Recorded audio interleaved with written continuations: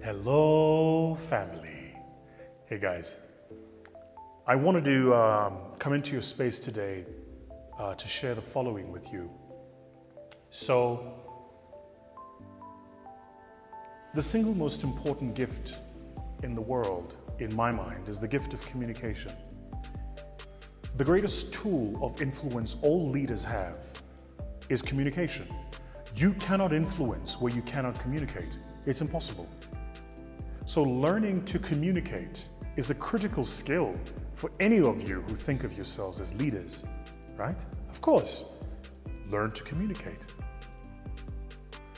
But if you were to learn to communicate, the question becomes communicate for what purpose? What's the outcome? 99% of the time, the reason we human beings communicate is to either get somebody to do something we want them to do, or to get somebody to see something we want them to see. So either I want you to take action, or I want to change your perspective. But either way, to do both of these things, I need to communicate. I need to influence. I need to, as the language says, persuade. So I hear terms like selling, and selling is a portion of how you persuade, but the art of persuasion is much bigger than just the art of sales. Sales, at the end of the day, is how you transact. It's how I get you to not only see value, but take action on the value that you see. Persuasion, though, well, persuasion is, it's a broader science. I spend a lot of time in our business, internally with my own team, helping in particular my management and executive team learn how to communicate. The reason this is important is because we've been growing fairly rapidly of late, and I've been stepping up the level at which I serve in the organization. And as I step up, I've had to create leaders to take over some of the things I used to do. And the only way to do this is not only if you capacitate the leaders to do the job, but it's also if you capacitate the leaders to inspire, to enthuse, to persuade. Which means I've had to learn, how do you take a manager who's good at reading a spreadsheet and teach them how to communicate and inspire people, how to persuade. As we speak, I'm busy capital raising. We're busy capital raising. Which is such a funny experience, really. But you know, the art of capital raising is just the art of persuasion. It's getting investors, whether they're institutional LPs, family offices, or high net worth, to see the world the way you see the world and back your thesis. It's persuasion. It's communication. And if there's one thing I'm good at, it is this. If there is a single gift that God has given me, a gift where I genuinely and honestly believe I am unequaled, it's my ability to persuade. But if you were to do it, how would you do it? What's the formula for learning how to communicate?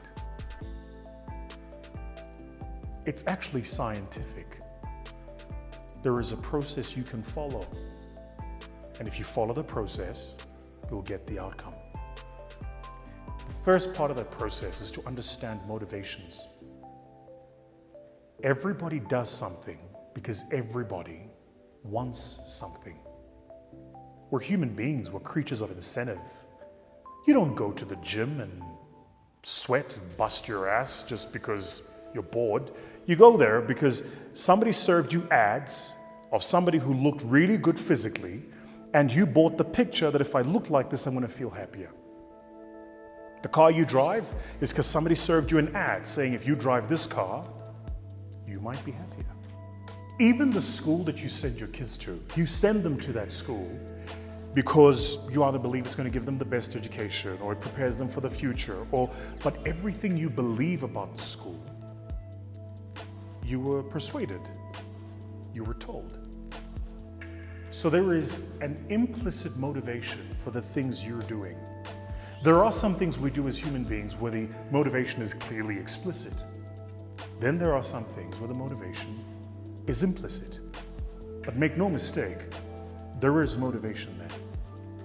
So the first part of learning how to influence and persuade is to be interested in your audience. And not just this, be interested in what's motivating your audience to want to talk to you. So I'm fascinated by you watching this video right now. Why are you watching it? What do you hope to learn? It's a trade-off. You're giving me your time and attention, and I'm serving content so I'm top of mind in your head right now. But there is a motivation there. The motivation for me is I want to remain top of mind for you. What's the motivation for you? Why are you here? So the first part then of learning how to arc story and how to persuade is to understand the internal implicit motivation of the audience, the person with whom you're dealing, having a conversation. The second thing to understand when you really want to learn how to persuade and influence is intent.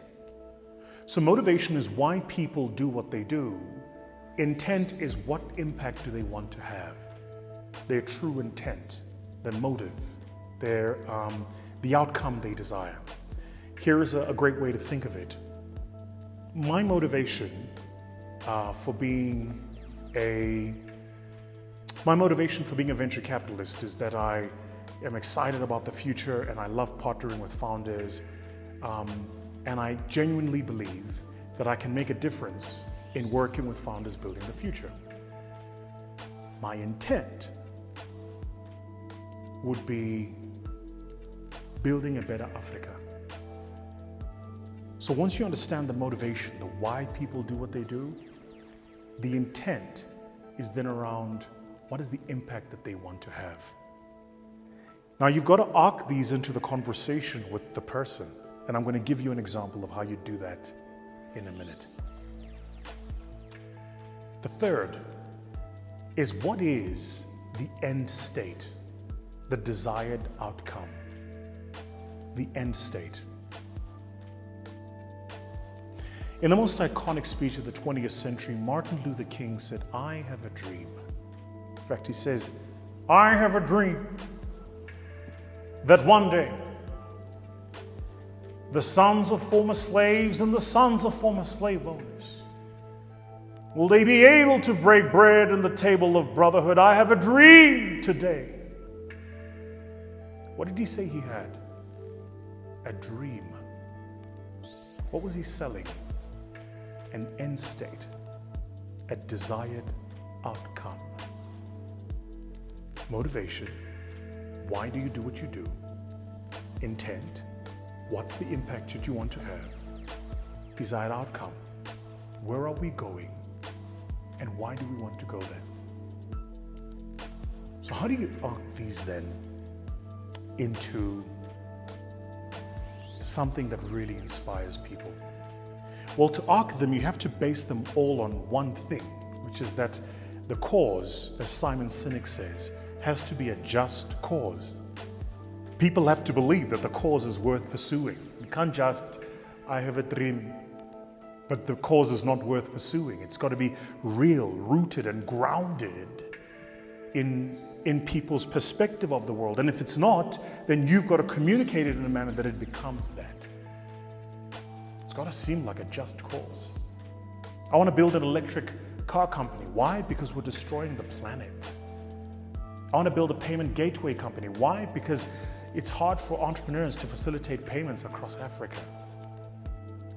I want to build an edtech business. Why? Because education is prohibitively expensive for the poor, and I want to make it affordable. It's got to be a just cause.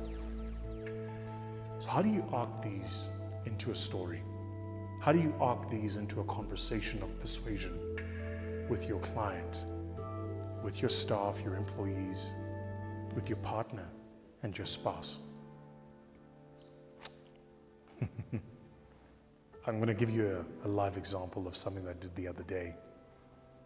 So I've been recruiting, been looking for somebody who's going to help us with capital raising, which is not an easy thing to do. And typically people who do this are very, very good, very well technically trained, very connected, and have tons amount of opportunity. They can work in many places. But not just this, they're also very expensive. And we're kind of at that hockey stick of our growth curve, right? So we're here, where we're like building up to the future, but we are managing costs, comrades. We are managing costs. So I was talking to a particular candidate, and this candidate, they're like, they've just finished a stint working at one of the leading investment banks in the world. They want to take 3 months sabbatical and really think about their future and where they want to go. They've got an MBA from Waterloo, like smart kid. There's an MBA, I think it's an undergrad from Waterloo, an MBA from, I want to say MIT or something like this. Really, really smart young lady. So we get to the part of the conversation where it's my turn. So she's told me a bit about her. It's my turn to convince her now that she should come and do this with us. And recognize I'm asking her to surrender a decade of her life, because that's how long it's going to take. At least 5 years. And that's if we're in a good innings. So I said the following to her. I said to her, tell me a bit about the place you grew up in Abuja. She's Nigerian. And she starts telling me about this place she grew up in Abuja. And the friends she had and where her friends are now. And I said, when was the last time you went home? She says, no, I go home fairly often. I go visit and I see friends and mom and dad and family and granddad, etc., etc. And I said to her, I said, do you think that Abuja today is the best version of itself? Do you think, given the skills, competencies, and talents of the people that emanate from Abuja, it's the best it can be right now? She said, no, of course not. Come on. I was like, and why not? She said, well, frankly, because the top talent doesn't always enjoy the seats of power to influence things the way it needs to influence them.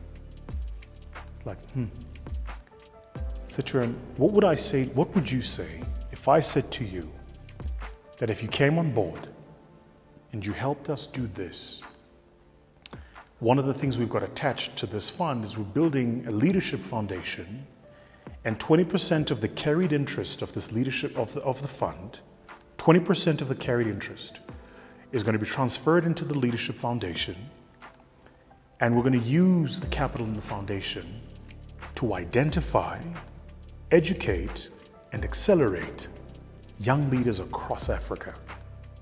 Young boys and young girls. We're going to send them into engineering school. We're going to send them into political school, finance school, medicine school, with a single idea that once they complete their education, they must come back into the continent and build it. And then I said to her, and we're not the only ones to do this. There's several other foundations doing this as we speak. The difference is we're not going to wait until we're worth $1 billion in valuation. We're going to start doing it the minute we start making our carried interest. So the reason I need you to come on board, name is Claire. The reason I need you to come on board, Claire, is because I believe you can help us raise capital with the right investors to take us to that point. And once we've reached that, I believe that you can become a critical part of our investment team to ensure that we identify the right companies that give us the right exit multiples so that we can better the chances of capitalizing that leadership foundation and building the future we want to build. Claire, you can work anywhere. You can go and work at Wall Street and they will pay you 10 times what I can afford to pay you. Hell, they'll probably pay you 10 times more than I'm earning. But when you're 50 years old and you look back at your life and you think about this inflection point, you will ask yourself the question, how have I lived? What impact did I leave behind? Did I use my skills to leave my people, my country, my world a better place?